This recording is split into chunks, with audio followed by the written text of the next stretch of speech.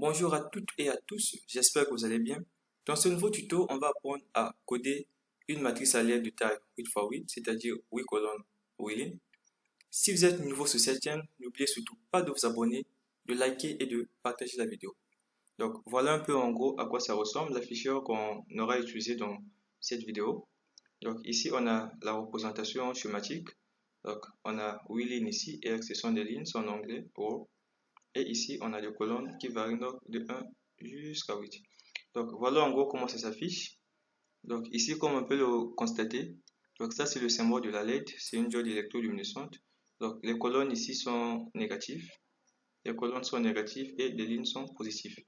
Pour allumer, par exemple, cette LED qui se trouve à cette position, donc ici, on sera donc obligé d'envoyer du courant positif au niveau de la première ligne et au niveau de la première colonne du courant négatif. Donc, cette LED là va donc s'allumer. Donc voilà un peu comment ça s'affiche. Donc l'afficheur qu'on va utiliser ressemble à ça. Ici on a les ports de connexion qui vont donc nous permettre de relier ça à l'Arduino qu'on va utiliser donc pour le coder. Comme on peut le constater, ici c'est vraiment en désordre. Donc on a C8, C7, C1, C6, C4. Ici donc on a la 8e colonne, 7e colonne, 2e ligne. En tout cas c'est vraiment en désordre. On aura donc à retrouver donc les colonnes et des lignes au niveau de notre afficheur. Donc le chemin est là, je pense que ça pourrait vous aider. En bref, voilà un peu ce qu'il faudrait savoir avant de commencer à coder. Donc, on va donc aller au niveau de notre IDE. Nous voici donc dans notre IDE. J'ai dû à définir 3 tableaux. Les deux premiers tableaux, ce sont donc les tableaux contenant les pins auxquels sont connectés les colonnes et les lignes. Donc ici, notre premier tableau ici, on a les numéros 9 jusqu'à 2. C'est classé dans l'ordre décroissant. Donc la première colonne est connectée à la broche numéro 9, la seconde à la broche numéro 8, la troisième à la broche numéro 7 et ainsi de suite. C'est pareil aussi pour les lignes. La première ligne de notre afficheur est connectée à la broche A3, la seconde à la broche A2, la troisième à la broche A1 et ainsi de suite. Donc ici dans ImTab, c'est un tableau que je vais déclarer. Donc ce tableau là, c'est le caractère qu'on aura à afficher au niveau de notre afficheur à l'aide, donc notre matrice de taille 8x8. Donc comme on peut regarder, c'est en binaire, voilà pourquoi il y a la présence du B devant. Et il y a 8 bits à l'intérieur, donc 8 caractères. On va donc aller au niveau de notre vote setup pour définir notre tableau de pins comme étant des sorties. Donc pour int i égale 0, tant que i est inférieur, à 8 et plus. Donc on va faire appel à la fonction pinMode.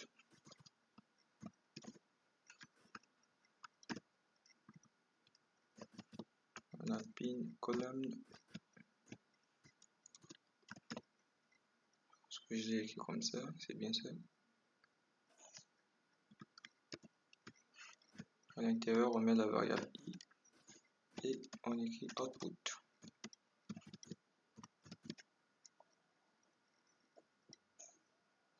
Je vais faire aussi la même chose pour le tableau de ligne.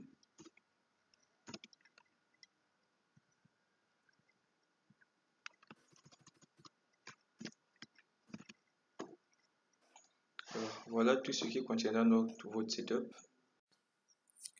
On va donc aller au niveau de notre vote loop. Je vais commencer par déclarer une variable, je l'appelle par int call égale 7. Donc c'est une variable qui va nous permettre de parcourir le tableau des colonnes. Et je fais appel à boucle for. Donc je mets for int l égale 0.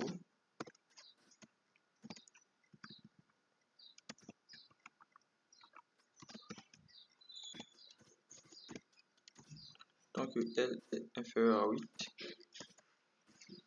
et plus. Ici, c'est une boucle qui va nous permettre de parcourir le tableau des lignes.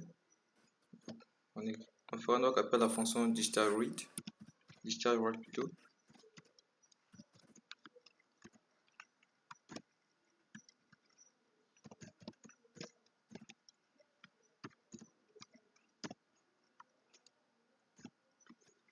Et on va donc envoyer du cours. On fera donc appel de nouveau à la boucle for qui va donc nous permettre de parcourir notre tableau ici pour lire chaque bit.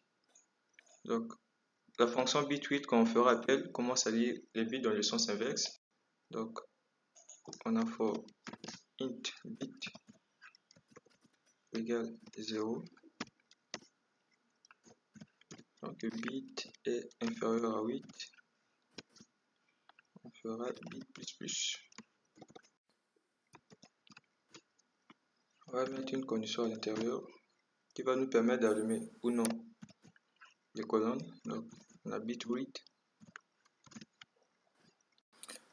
On fera donc appel à notre tableau qui contient le caractère affiché bien sûr.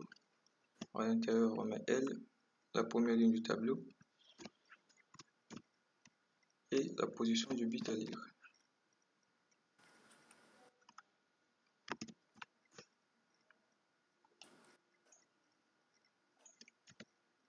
Une fois fait, on fera donc l'appel à la fonction digitalWrite.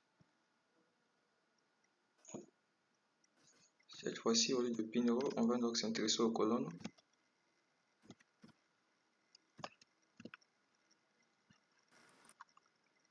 Par la colonne ici, on va donc envoyer la variable L qu'on avait déclarée ici. Et pour allumer, c'est donc le lot.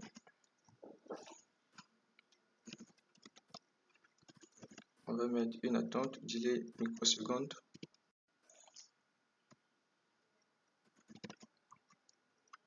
On va donc allumer la colonne concernée. 200 millisecondes après, on va de nouveau l'éteindre.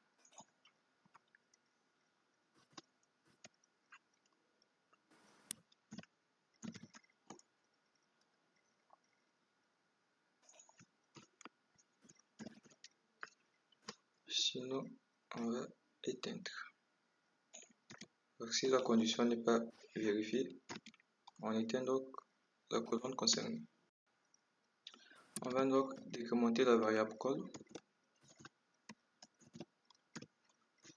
et mettre une condition qui va nous permettre de la remettre à 0.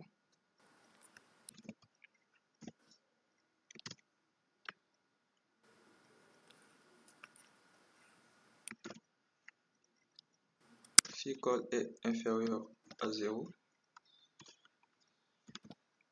call égale 7. Ici, je n'ai pas eu à mettre les accolades, c'est simplement parce qu'il y a juste une instruction à faire après le if. Donc, les accolades ne sont pas utiles.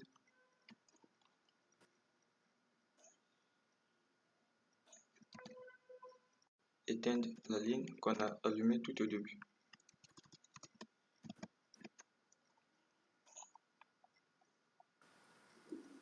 Voilà, c'est tout comme programme. Avant de téléverser, on va revenir à ce niveau de la boucle for. Il y a une erreur que j'ai eu à commettre. Ce n'est peut-être pas le cas chez vous. Donc c'est 2 points et non une virgule. On va donc téléverser le programme. Si vous êtes nouveau sur cette chaîne, n'oubliez surtout pas de vous abonner, de partager et de liker la vidéo.